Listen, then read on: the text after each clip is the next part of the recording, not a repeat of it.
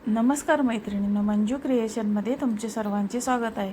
तर आज तुम्हाला मी लोखंडाची गंजलेली कढई क्लीन कशी करायची हे दाखवत आहे.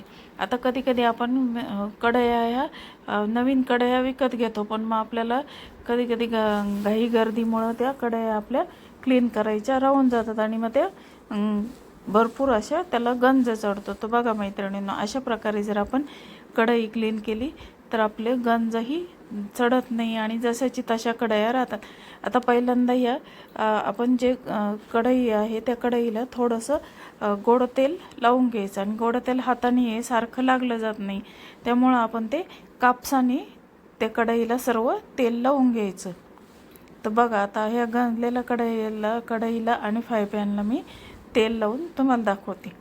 तर असं पूर्ण कढई आणि फ्राय पॅनला मी तेल लावून घेते. अगदी थोडं तेल टाकायचं आणि ते कॉटनच्या साह्याने आपण सर्व कढई आणि फ्राय पॅनला लावून घ्यायचं. तर बघा, अशा प्रकारे आपण आता याला तेल लावून घेऊया. दोन्ही साईडने आपल्याला तेल लावून घ्यायचं. पुढे आणि खालच्या बाजूने सुद्धा आपल्याला तेल लावून घ्यायचं आहे कढईच्या आणि फ्राय पॅनच्या. बुडाला पण आणि आतमध्ये पण आपण तेल लावून घेतलेलं आहे. तर आता काय करायचं, आता हे तेल लावलं की आपण आता ही गॅसवर ठेवून गरम करून घ्यायची कढई. एकदम भरपूर अशी गरम करायची आहे कढई आपल्याला. आता हे तेल लावून झालेलं आहे आपलं. आता आपण ही कढई गॅसवर ठेवूया. गॅसवर ठेवूया फ्राय पॅन आणि कढई. तर बघा, आता ही कढई चांगली लाल होईपर्यंत आपण तापून घ्यायची आहे गॅसवर.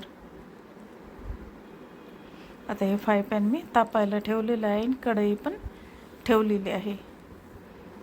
तर बघा, अशा प्रकारे आता हे गॅसवर गरम करून घ्यायचं आहे आपल्याला.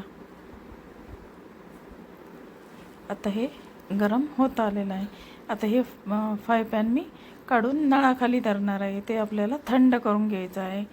त्याच्यावर गार पाणी टाकून आपल्याला थंड करून घ्यायचं आहे ते.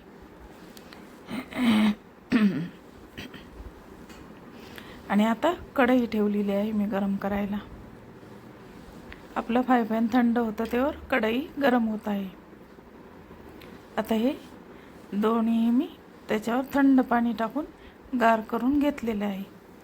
आता त्यामध्ये आपल्याला काय करायचं, थोडंसं मीठ टाकायचं आणि लिंबू घ्यायचं आणि त्या लिंबाचा रस पिळायचा आणि लिंबाच्या साह्याने सर्व मीठ आणि लिंबू त्या कढईला चोळून घ्यायचं व्यवस्थित असं.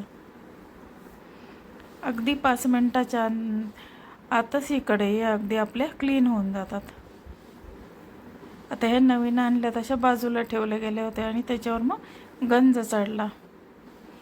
तर बघा, आता याला लिंबू आणि मीठ चोळून घेतल्याबरोबर ती कढई क्लीन व्हायला लागते.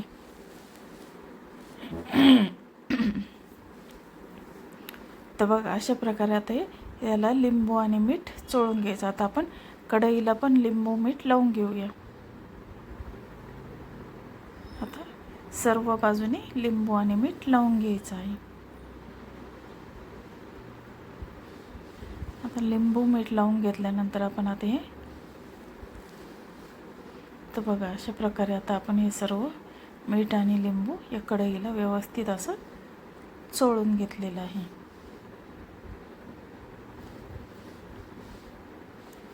आता लिंबू मीठ चोळल्यानंतर आपल्याला ती आता परत एकदा क्लीन करून घ्यायची आहे.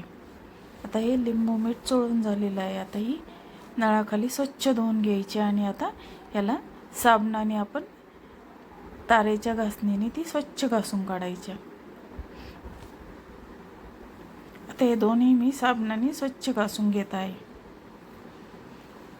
तर बघा मैत्रिणींना, आता आपण हे एकदम साबणाने स्वच्छ घासून घेऊया.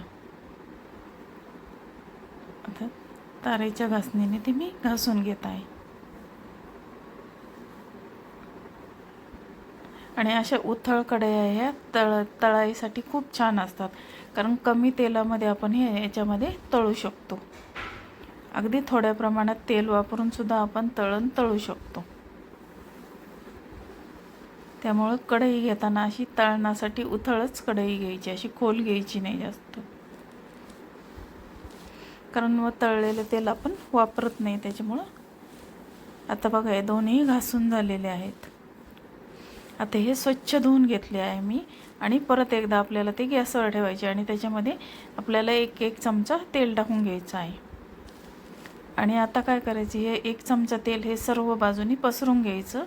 आणि मी आता या ठिकाणी कांदा चिरून घेतलेला आहे.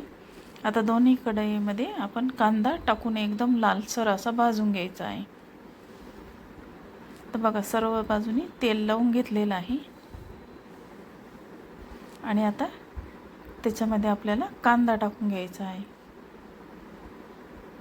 आता हा कांदा आपल्याला वापरायचा नाही, त्याच्यामुळे मी तो सालीसहित चिरलेला आहे. आणि आता आपण तो एकदम लालसर होईपर्यंत भाजून घ्यायचा आहे. तर बघा मैत्रिणींनो, आता हा कांदा आपण एकदम लालसर होईपर्यंत भाजून घेणार आहोत. तो कांदा सर्व बाजूने आपण असा फिरवत राहायचा. आता हे कांदा आपण व्यवस्थित असं फिरवून घ्यायचा आहे सर्व बाजूनी.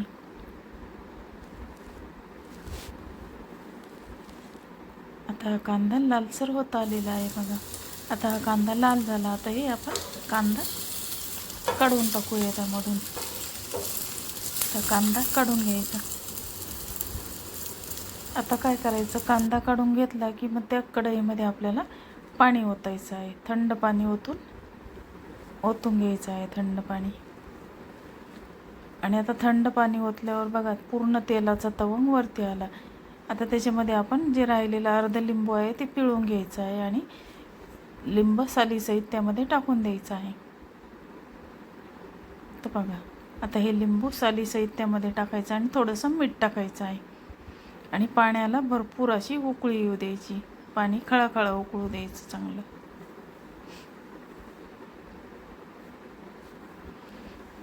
तर बघा आता मी कढईमध्ये सुद्धा पाणी टाकून घेत आहे. आणि आता या दोन्ही याला आता याच्यामध्ये पण मीठ आणि लिंबू मी टाकलेलं आहे.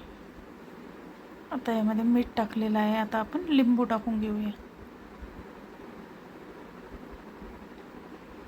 आणि या दोन्ही पाण्याला आता चांगली उकळी येऊ द्यायची.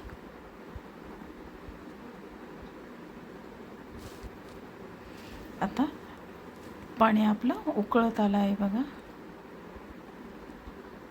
आता हे लिंबू सर्व बाजूने मी फिरून घेत आहे.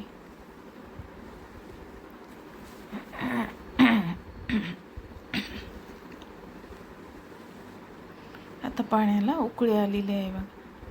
आणि आता हे पाणी आपल्याला काढून टाकायचं आहे आणि साबणाने क्लीन करून घ्यायचे आहेत आपल्याला ते भांडी. आता बघा हे पाणी टाकून द्यायचं आणि परत एकदा ते साबणाने तारेच्या घासणीने ते स्वच्छ घासून घ्यायचे.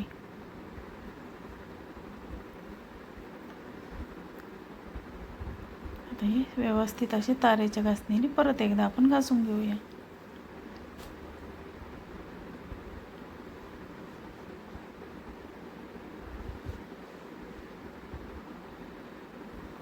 आता बघा आपण हे घासणीने घासून घेत आहे. आता आपले हे दोन्ही भांडी घासून झालेले आहे आणि मी स्वच्छ धुवून घेतलेले आहे. आणि एका कॉटनच्या कपड्याने ते क्लीन करून घ्यायचे. तर बघा मैत्रिणींनो, आता ही कढई अगदी क्लीन झालेली आहे. आता आपण याचा वापर जरी केला नाही तरी ही गंजणार नाही. अशाच्या अशा या कढया राहतात.